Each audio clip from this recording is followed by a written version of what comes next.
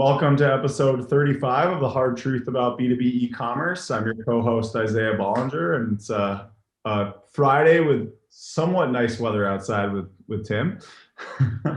Well, hello, everybody. This is Timothy Peterson. Great to have you here again on our podcast, The Hard Truth About B2B e-commerce. I'm going to give a quick sponsor mention and then throw it back to Isaiah to introduce our guests. So our sponsor is PunchOut2Go.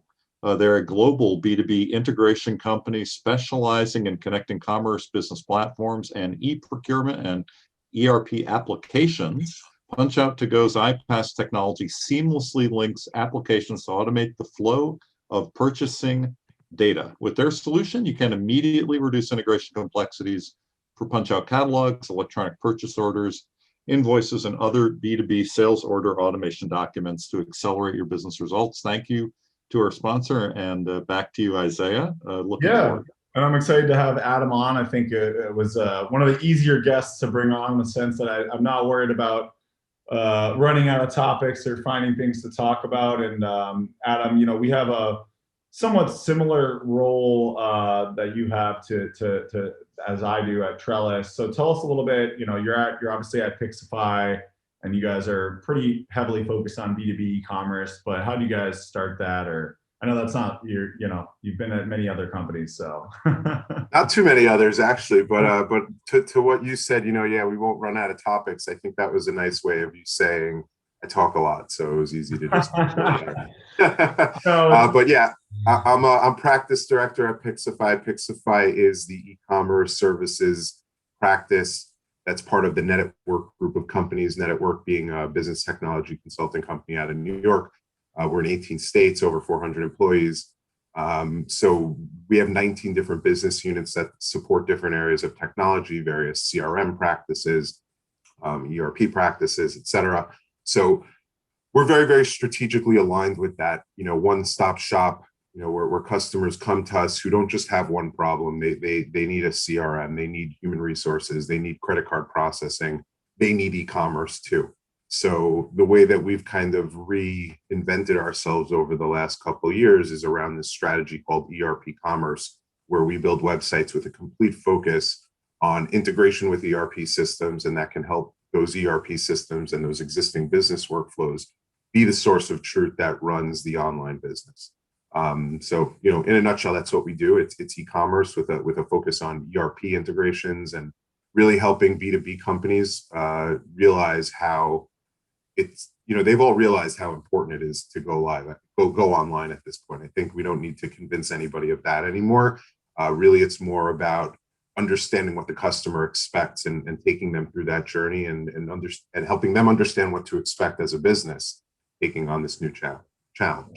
I totally agree with you, but I do actually think that I'm still feeling like there's an underestimation and undervalue, and you kind of have to sometimes convince people of the value of how important it is to really improve that user experience and make it a more like self-serve, easy to buy experience. Because it's one thing to just have something that works, and a lot of these companies that we find have something and maybe it does 10% of their sales, or it's just like kind of this old system that takes orders.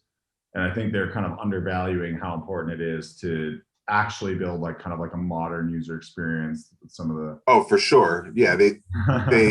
You talk to these guys. Yeah, it'll be $3,000 and I'll have some kid down the block build it for me. And then I have a website. Yeah. I think the conversation has shifted a lot over the last year, though, obviously with the pandemic. I think, there used to be a lot more conversations about why you need to do it. Mm-hmm. And now the conversations are more about how, and how you need to do it and how we can do it as a business. So Adam, quick question related to that. So, we all know what ERP is and what that can entail. Can you just lay out in like 2 minutes for our listeners what that might entail? B2B e-commerce and ERP. Tell me what erpCommerce means. Sure. So ERP stands for Enterprise Resource Planning, and that's, enterprise software that runs the business. So you're managing everything from your customer information to your product information to your warehouse, to your inventory levels, your supply chain management, your sales orders, your commission tracking, all of your accounting, all of your anything that's involved in the manufacturing and distribution process for companies that do that type of thing really all runs through ERP. So because these companies are so heavily tied into running their businesses through this software, it's increasingly important that when they have an online experience for their customers, that's connected into that same back office, so that you're feeding them products that you actually have, prices that have already been negotiated specific to that customer. Locations, ship to locations, making sure that those are sent in from the ERP as approved ship to locations for B2B accounts, and they can only order to those locations. So that's where erpCommerce comes in. It's really taking all of that foundational business information and making it the data that runs your store day to day. Yeah. Yeah, and I think it's something that we realized early on in B2B e-commerce as well, is that, as we start working with more and more B2B companies, you realize like they're all very tied to these ERP systems. Yeah. They're also probably not going to change their ERP system just because they need e-commerce. So, I mean, as hard as it is to change an e-commerce platform, and we all know how hard that is, think about it tenfold, on the ERP side. Yeah, I mean, it's usually like not even a conversation starter. Like it's more likely that they might upgrade or they might move to like the newer version of whatever the ERP they are. But sometimes they do have to change. But generally, what we find is, like you said, that they have this system that kind of runs their business, but it's all behind the scenes. The customer has no idea what's going on. That's correct. The customer doesn't log into the ERP. Maybe some of these systems might have like these old portals that the customers could use, and some of them still have that. But yeah, I mean, what we've started to see now is with e-commerce steam picking up, a lot of customers are actually referring to these B2B stores as their portals, because that's what's really happening is that, it's not just about logging in to buy product from me. It's about logging in to access marketing information and sales data, safety sheets if you're in like a complex industry like chemical and things like that, where you need to know, what's going into this stuff that I'm buying.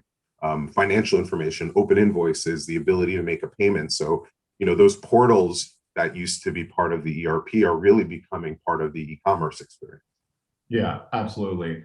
Yeah. So, I think, and it's funny because we ended up, we did something very similar in the Infor community, just because there was kind of like nothing good out there that we were, confident in for, especially we're both kind of in the Magento world a lot.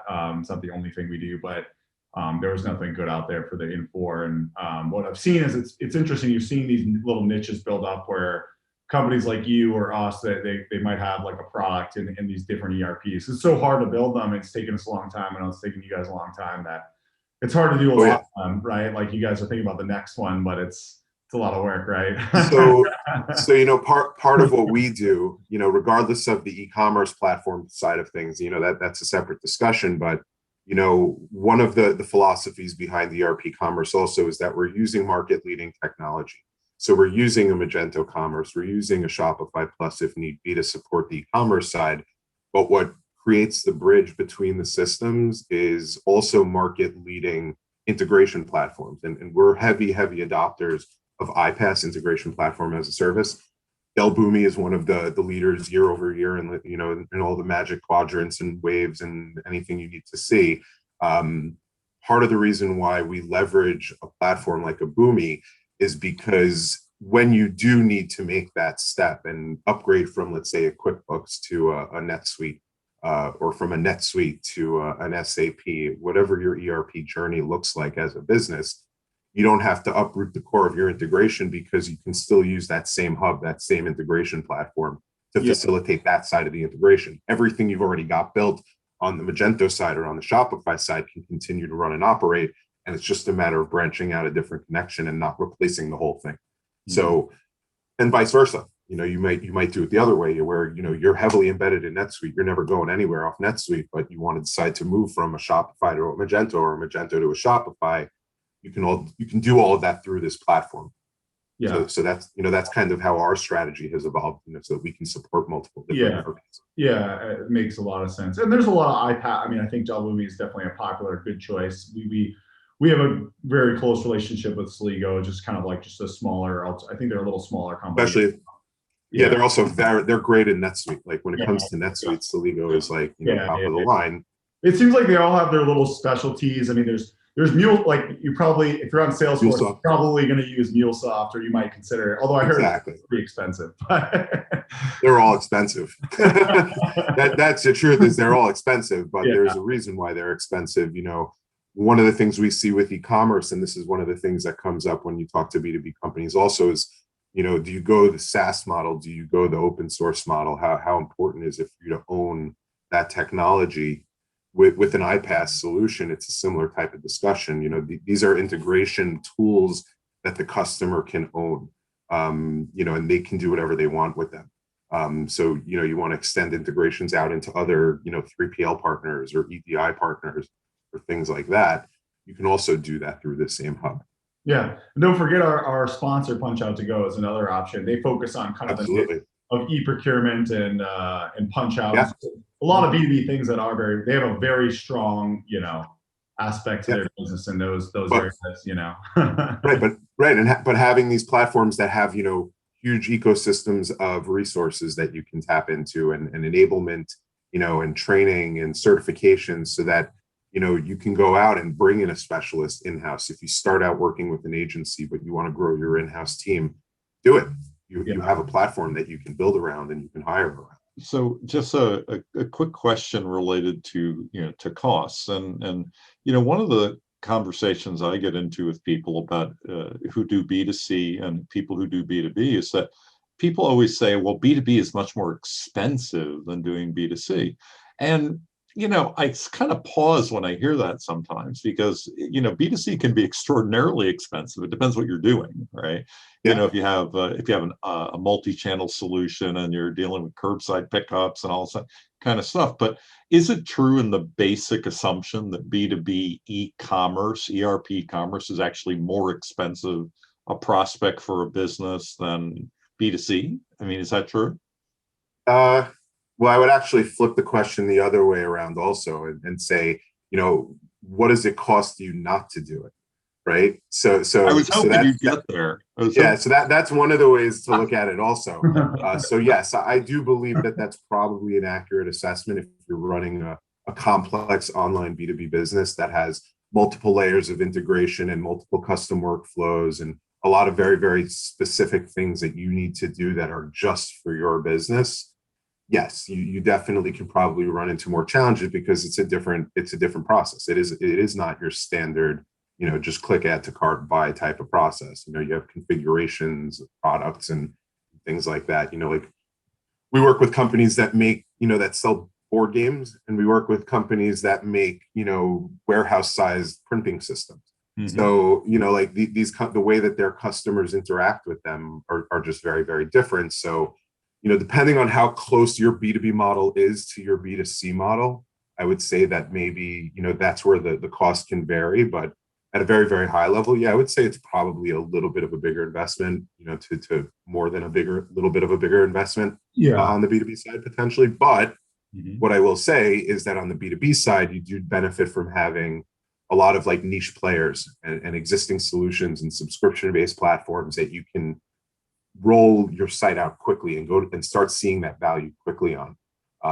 With B2C, you know, you have that too, but you know, when you talk about the complexity involved with B2B and you talk about e-commerce platforms that have rich, robust B2B functionality out of the box already in play, that also does help make it's more economical today than it was 5 years ago.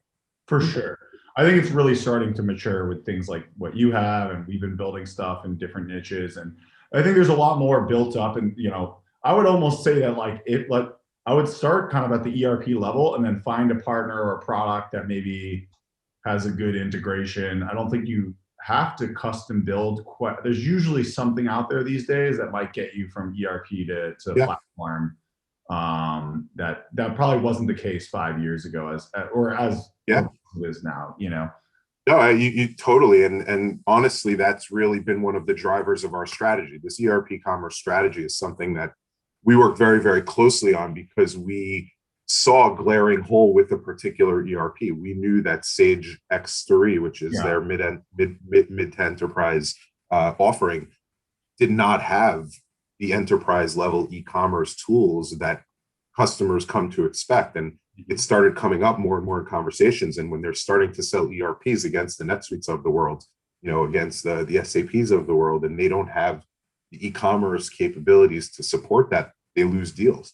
So it was really, really important for Sage to partner up with Magento. That's a partnership that we help forge through erpCommerce. But using erpCommerce, yes, that's a nice part because it's really built already out of the box. But you need to be able to speak to your customers about that. If you sell ERP, e-commerce is coming up in 80% of the conversations, if not more. At this point. Oh, for sure. So, and I can't think of a B2B e-commerce project that we've done that didn't either involve an ERP integration, or maybe it was like the phase 2 and they were like, just get something out. And then, yeah. Pretty much like at least a minimum on the roadmap, if not a hard requirement, Yeah, it's interesting because when you look at revenues, B2B revenues versus B2C revenues, also your average order size is way, way higher on B2B for the most part.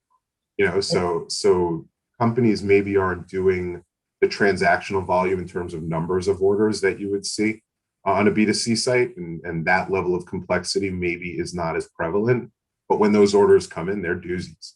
And you need to have the systems to support that. And the cycles could be completely different. I mean, Totally. Having worked in both, I mean, a lot of people have that B2C model where it's like, well, I want to get my customer to come back again and again and again. Well, maybe they can't. It's not the nature of B2B necessarily. You're coming back every week. Responding to something, right? But I think a really important point, and I agree, generally it's probably going to be more expensive, like apples to apples. We do a lot of like smaller Shopify projects that might be 30, 40, 50 grand, and like we pretty much like just couldn't do that in B2B. Like it just wouldn't be possible. Which I would like to get into dollars, but let me kind of continue with that, because what I want to say, and I think you understand this, is you're saying, well, what's the value of not doing it? I think what's also being underestimated is that average order value can be really high. And if you do a good job, you could get a $50,000 or $100,000 order on the website. I mean, people are buying Teslas.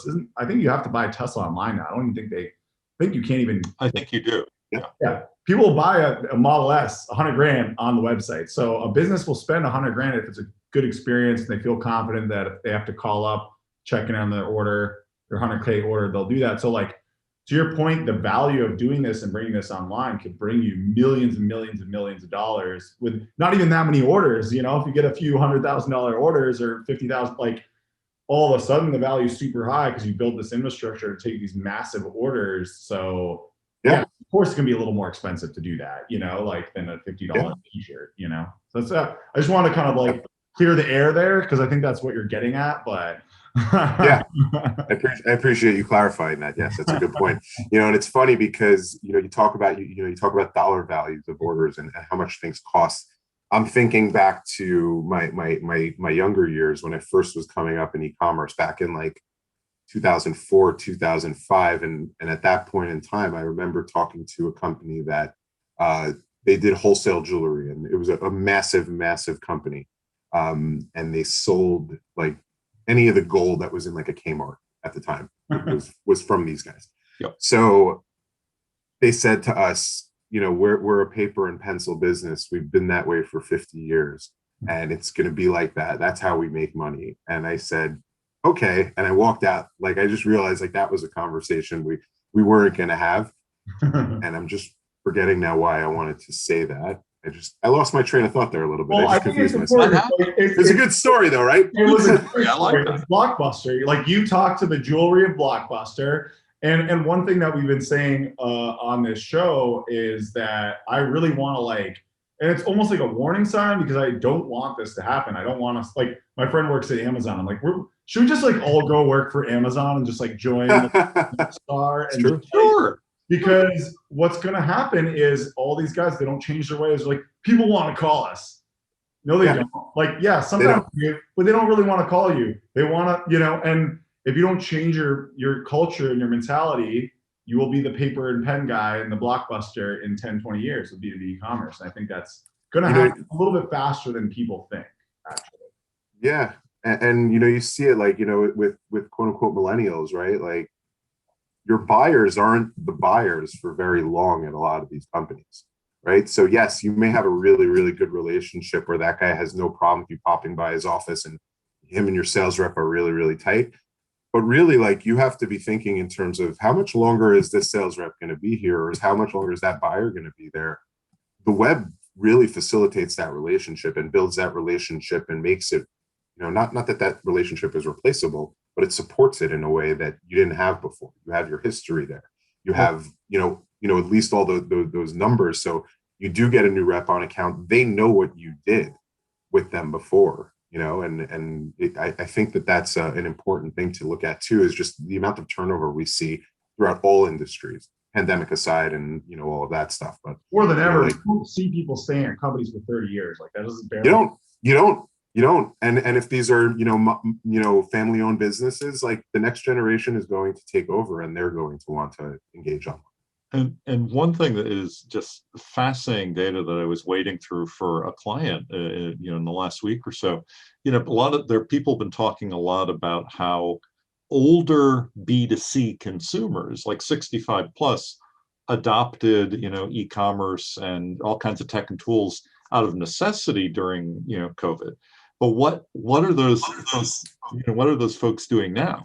Those folks are actually often in decision-making, roles at a C level in a lot of businesses, and they're like, well, wait a minute, why didn't we do this in B2B, in our business, in our family business, whatever? So it was this study kind of comparing who these people are, it's at certain ages and certain levels, who have now seen the light, right? And they're in positions to still make decisions and move some things forward that really were paper and pencil only, as you were describing, until very recently. Yeah.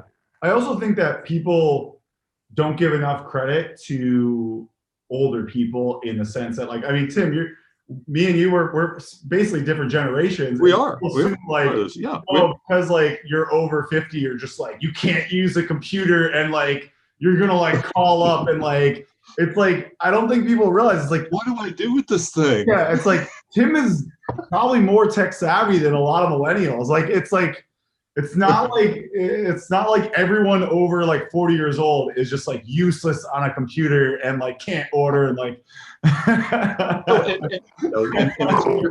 That's a whole different episode that we should do, frankly, because I was talking to somebody about that.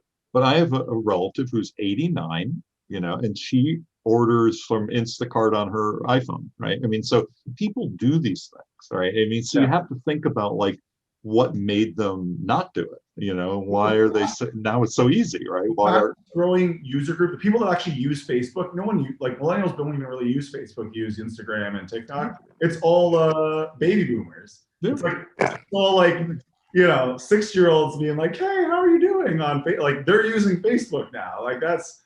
I don't think people realize how much like this is happening. It's very true. It's very true. Adam, I wanted to circle back and let you, just bring up a little of this for our listeners too. Tell us a little bit about how you got to where you are. I wanted to make sure we gave you an opportunity to throw that out there. Yeah, sure, no problem. I was just talking about your voice is the mic just kind of like freaked out on us for a second. Your mic is crazy. Now. You sound like a robot voice. Crazy. That's not good. This is exciting for our listeners. It's like a whole special effects thing we got going. Now they're going to be really scared. You good now? Yeah, we're good. We're good now. I picked my desk. Yeah, so we were talking about my career path. So, so I went to Queens College. I'm now in the over 40 demographic that Isaiah pointed out before also. So so you know how to, can you use a computer? Or I think I can use a computer. I had one in my house. I was on America Online when I was a teenager.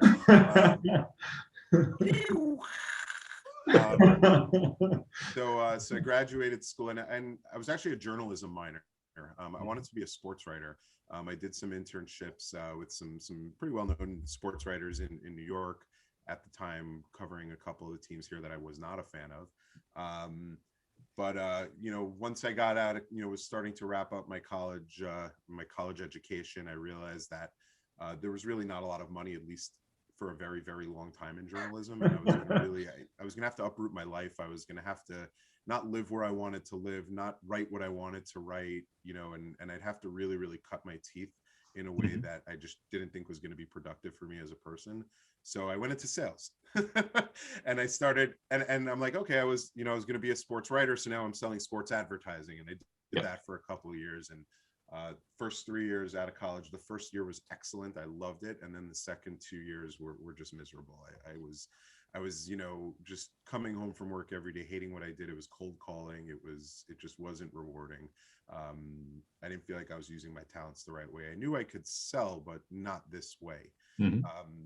So fast forward to a conversation right after I got married with my wife, and she had her friend Ari over, and we were talking, and his wife was there, and I'm there, and we're just like hanging out and drinking wine. And he said, "Oh, I work for this web development company, and we're looking to hire a new sales rep. You wanna give that a try?" And I said, "Sure, no problem. Why not?" There were 8 people downtown Manhattan, a company called Blue Switch. When I met with them, I had no idea how to sell technology. I had no idea how the web worked. I had a little bit of an interest as a user, but not really beyond that. I'm thinking back like to what phone I had at the time. Even I think Blackberries were on the rise, but I had I had like just like a flip phone, and I would like check sports scores, but on the browser. But I didn't think that this is where the world was necessarily going yet. But I said, sure, I'll give it a shot. And my first year and a half at Blue Switch were fun, but also like wildly unproductive. I wasn't selling a thing. It was really, really, really difficult for me. And we came to like a crossroads where it was like, okay, well, Adam, what do you want to do? Like, you're a salesman. You're not going to make any money not selling. We like you. We'd like you to be a part of this company, but this isn't working. So we actually decided to take a step back and say, we're going to make Adam into a project manager now. This way I can get on the court with some customers. I can kind of, work the back and forth. They knew I was very well organized. They knew I was a good communicator. So like, maybe this makes sense. And this way you can learn the industry. You can learn about what the customers want. You can learn about managing projects and what we do better. And then once you've cut your teeth there, we can unleash you as a salesperson again, and you can go out and start selling again. And that was probably the best thing that ever happened for me. Honestly, I found my calling in project management at that point. I am type A beyond belief. I am structured. I am organized. I've never met a process that I didn't love. You're hired. Exactly. I love hearing that, by the way. I love it. So, like I'm Mr. Outlines and lists, and, I have like these OCD tendencies that, when I go grocery shopping, I'll write the list in the order of the store so I can knock it out efficiently. Folding laundry is like blissful for me. Like, I love a perfectly folded shirt, like that stuff. Just so being able to like almost do that for a living, and somebody who's also, I'm very, very results oriented. So seeing like the fruits of my labor and working through a process with a customer from start to finish, it just became natural, and I got really, really good at it. And Blue Switch, when I started, was 9 people. When I left, it was about 35. We grew that company, and I was the COO when I left. I was there for 13 years. Built the project management team, built out most of our processes. And, obviously I sold a lot, because everyone's in sales. I think that's not a cliche. I think project management, it's absolutely customers all day. There were customers that when I left Blue Switch that didn't stick around much longer afterwards, because they didn't have that experience with me. And it was sad, because I didn't want that to happen to Blue Switch. But we actually have a very, very good relationship to this day. Some of my closest friends are at Blue Switch, and there was no hard feelings. It was the right time to move on when I went to Pixafy in 2017. It was just it was time for a change. Years. I feel like I talked to you not that long ago, but I guess and I was like, when you just started. Yeah, it's crazy, right? I was just saying, because I was saying 3 years and then 3.5 years, and the other day I was just saying, I've been here for 3. Oh, it's actually getting pretty close to 4 years now, right? Pretty wild. Like, actually, like March of 2017 is when a recruiter buddy of mine reached out to me about this opening at Net at Work. Turns out I knew the owners of Net at Work from beforehand, from social circles. Sure. So they were obviously very upset when I came in through a recruiter when they could have just made a phone call. Yeah, and just, look, now I'm gonna pay like a bunch of money to. But yeah, it was like March 10th ish, of 2017. I started the whole interview process there. Felt really, really dirty about it. Like, I'd put my blood, sweat, and tears into Blue Switch, and I could never in a million years think about leaving at the time. But this, the network opportunity presented itself. It was kind of my chance to reinvent myself a little bit. And it was to come in and run up operations for Pixafy, actually. That's an exciting path. I mean, Yeah. you've gotten to a really interesting place in a space that's growing tremendously, and that there are so many needs, for people to be in there. And then we could do a whole other podcast on the last 4 years, by the way. Yes. I'm here now. Yeah. At that time, were you entrenched in B2B e-commerce, or did you kind of have to learn it from the ground up at that point? We did B2B e-commerce. We had our own proprietary platform at Blue Switch called Blue Basis. So for our bigger customers, it was all custom. It was all .NET. We worked with some big brands that we had launched B2B sites for, but they were all on that platform. Moving through, Blue Switch adopted Shopify pretty early on also. So, towards the tail end, my last couple of years there, I got very, very focused on Shopify too.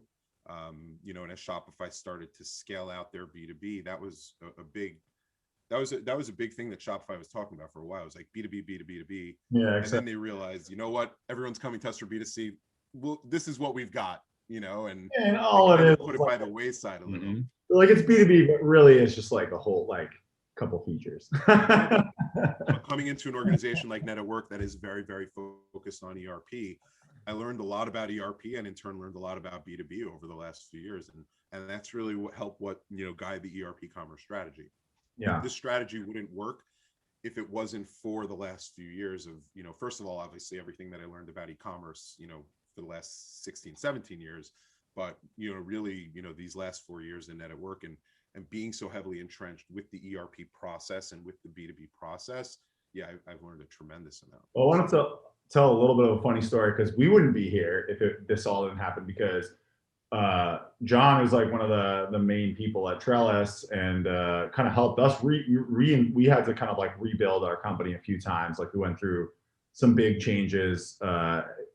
Pixafy sold the company, and John was one of the main people there, and then he left because he just didn't really like the transition. And it was so now luckily they sold before you.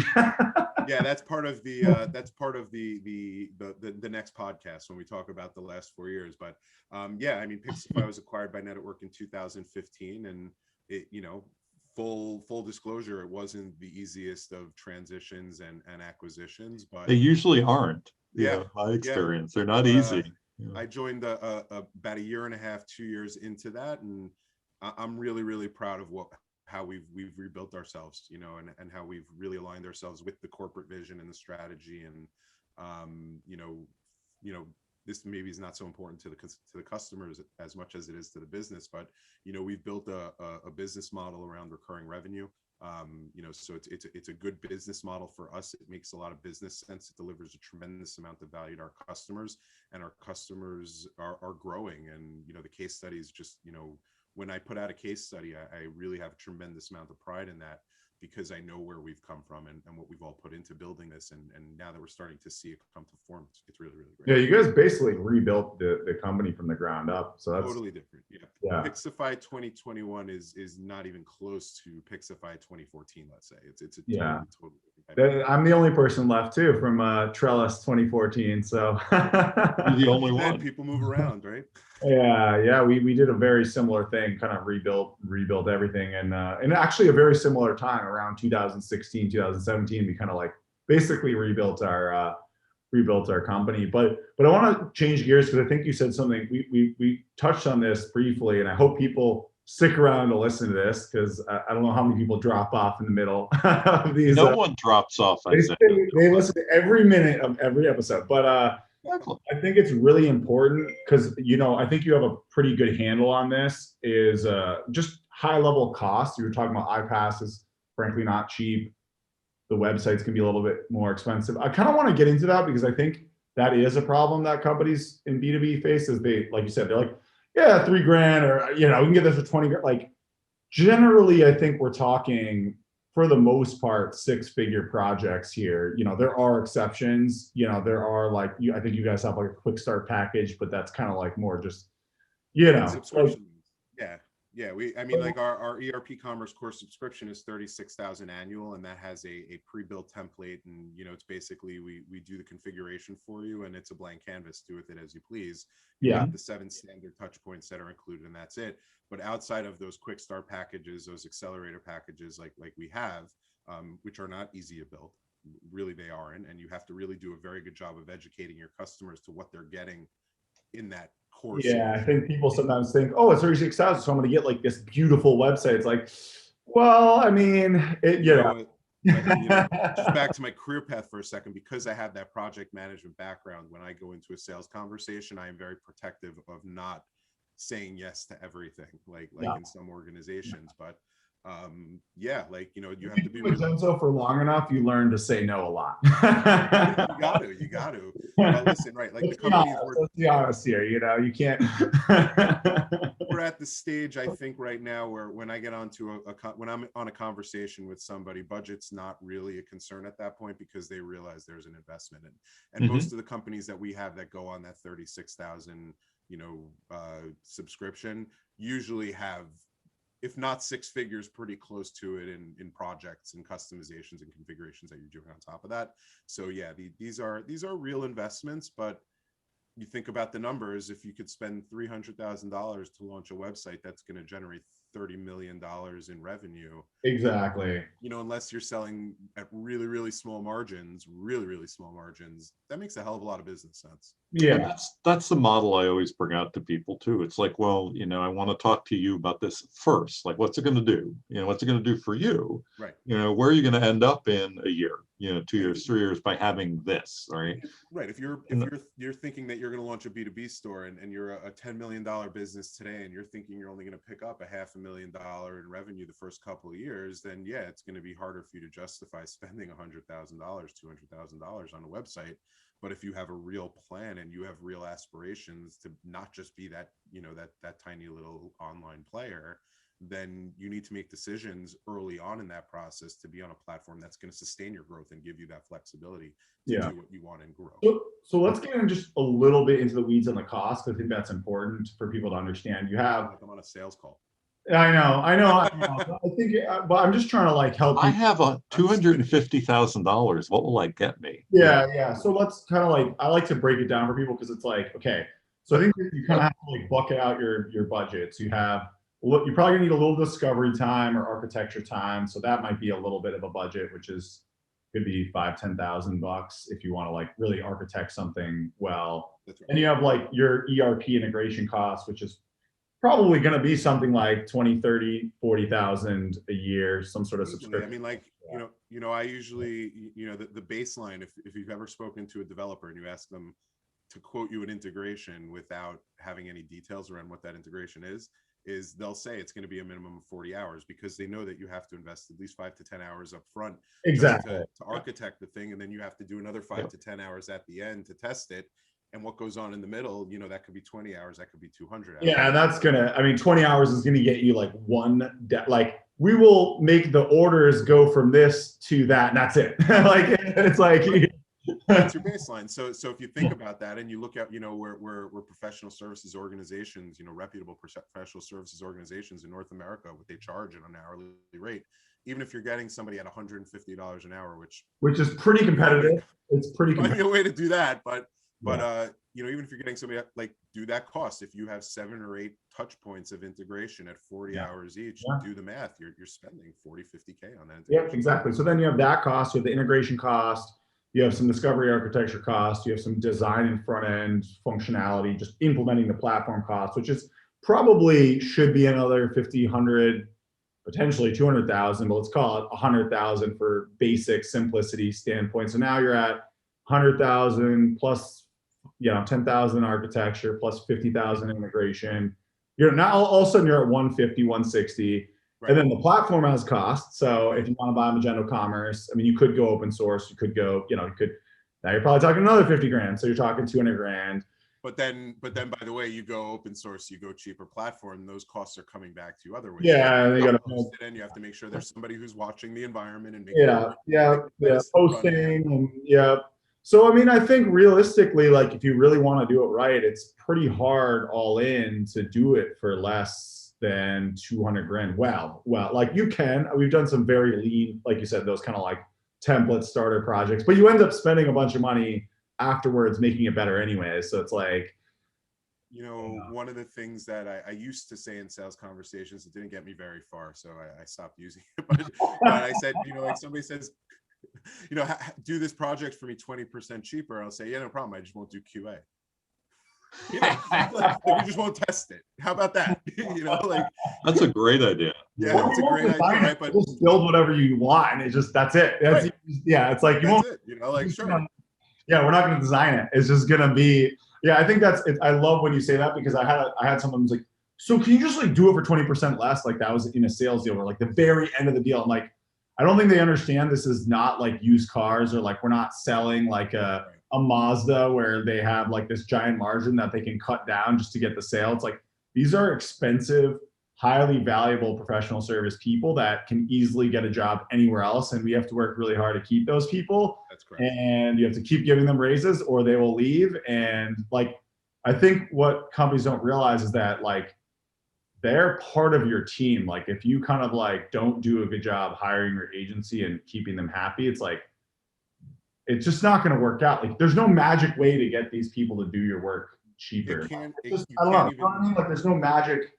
You can't look at it as a hiring an agency, even you have to look at it as a partner. They are your partner, and a critical partner. Yeah, exactly. And and everyone has their favorite stories about these things, but the quick version of mine is that I often say things to people like, well, you're not going to get the 20%, right? You're not going to get it because you're not going to get the value that you really want to get here, but we can talk about the ongoing relationship and like where we come back into the picture and how much that's going to cost you, and how much what we could do there, or some sort of analytics package on these sorts of things where you really have some room and you can play, and maybe you feel like you're doing each other some sort of a favor, but you can't cut corners on building something that's so critical, it's so foundational. It's the core of your business. So let's build a house and let's just not have any windows. But it's fine. It's like it's winter. Let's just not include windows. Are there blank spaces where the windows should be, or is it totally sealed off shut? Just a little plastic. Leave open. But it really is funny, because I think there's just this nature in humans, right? That is, they want to find some favor, get some deal or something. But it's also the fault of B2C in a sense. And I've said this to people too, where everything is open, for some sort of pricing range. It's like, is that shirt really $20, or is it $60, or is it $100? I don't know. What is that shirt, right? All I gotta do is go to your site, and I know I'm getting 15% off. And and if I like your brand, I also know that 2 or 3 times a year you're gonna have a massive sale, and that's when I'm gonna buy from you, not not the rest of the year. So like exactly, yeah, like we've all kind of been trained in this like discounting, rebated culture. Well, I have one more question for you, and I know you do have a limited amount of time left. I have one quick question to throw in there. So, I always like thinking about the future. I like thinking about it, whether we really can predict it appropriately or not. So what do you see as like a trend or something maybe in the next 3 to 5 years, not like just 2021, but maybe next 3 to 5 years that we should watch or we should think about? It's a really good question. I think a more immersive experience for your B2B customer. I think you're going to start to see, and we talk about Magento a lot, right? And Shopify, and the PWA technology and the ability to throw up apps, that are for a very, very specific person to use on their device and to stay connected. I think that's probably the wave. Like, there's going to be evolutions in, digital technology, abound, but I think it's going to become the norm that B2B companies are interacting with their customers through apps. perhaps even some form of augmented reality, depending on the industry. I think that stuff, I'm a big fan of the Oculus Quest and virtual reality gaming, and that's kind of opened my eyes up to. I think that there's going to be a time where we're sitting in meeting rooms with goggles on and feeling like we're really in the same room. It's funny you say that, because I'm actually I just did my first seed investment, which I'm pretty proud of, because just branched out a little bit in an AR company for e-commerce. So we need to talk about that off. We should talk about that. I've worked with some. I think you will be really impressed, and it could potentially be a huge value add for what you do. That's part of why I did it, because I'm like, well, I can just bring this to all the people like my customers, which I've been doing, and it's pretty cool. And on a side note, we had a guest named Nassim. Do you remember Nassim? And he's from. I want him back on because I had bad internet, and it was kind of my fault. I was on vacation, and it kept going down in the middle of the podcast. Yep, I remember. A really brilliant guy in South America. I think he's in Panama. I would have to check. I hope I'm saying that right. I'm sorry. There's a lot of South American countries, but brilliant guy. He's from the U.S. That's why I knew him.